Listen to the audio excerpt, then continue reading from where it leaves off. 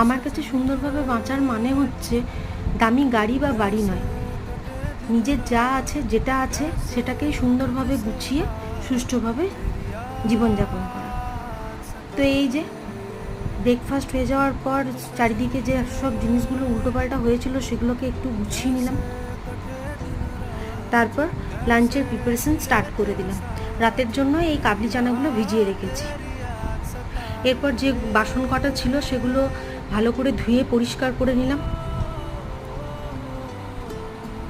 লাঞ্চে হবে একটা মাছের ঝাল, তাই মাছগুলোকে নুন হলুদ দিয়ে মাখিয়ে রাখলাম। এরপর খেয়েছিলাম গ্রিন টি, খেলাম ভাত, পোস্ত, মাছ, পটল ভাজা। তারপর এই যে পাখিগুলোকে দিলাম খেতে। তারপর খেয়েছিলাম ডায়েট কোক। তারপরে এই যে রাত্রেবেলায় চানা মশলা আর ফুলকো লুচি দিয়ে ডিনার সারলাম। দেখা হচ্ছে পরের ভিডিওতে। সবাই ভালো থেকো, সুস্থ থেকো।